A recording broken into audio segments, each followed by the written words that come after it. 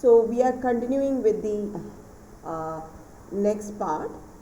So we already told about the print separator and end character in the print statement.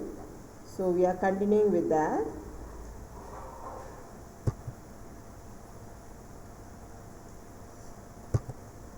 So the default separator for the print is a space. It can be changed by adding a separator and what new string you want.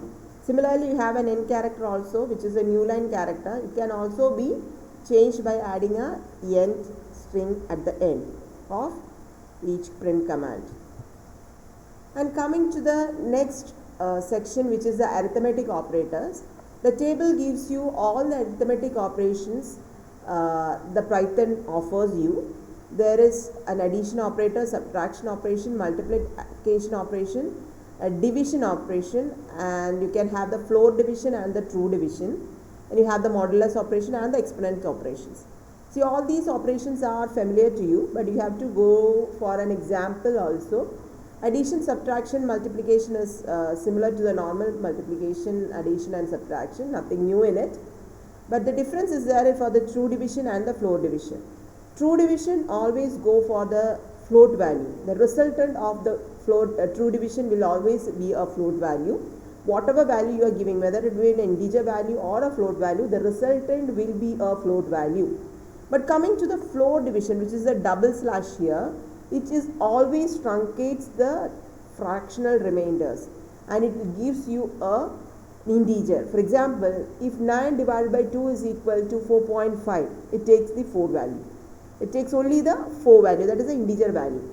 And the second example you can take as minus 11 divided by 3, which is equal to 4. The actual answer is actually 3.66. But since 4 is the nearest integer value, we have to take the answer as minus 4. Okay.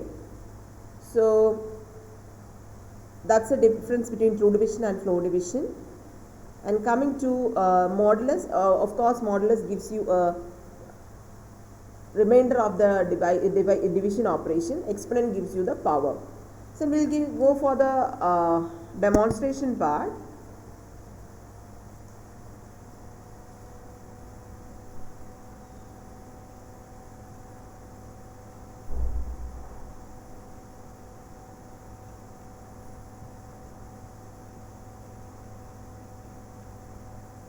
So this is an example of different ways of displaying the strings. That is, I have told you how to have an escape sequence.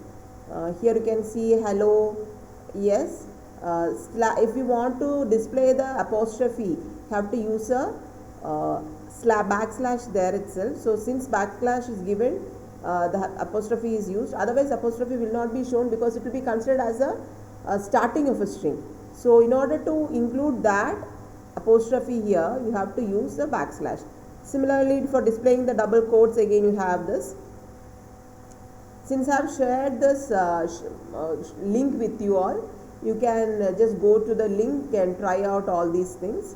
But keep in mind that please copy this code in your account and then try it. Okay. So here you can see you are using for new line, one new line operation I am using. Just I am getting that line 1 and line 2 in 2 different lines. For getting the good morning in 2 different lines, if you can use the same. Multiple line strings can be enclosed in triple single quotes, and this is how it comes. Again using the new to remove the new line. So all these different options are given. And printing the separator and the end character, just like we saw the example there. And coming to the arithmetic operations also, you can see the resultant of all the operations here.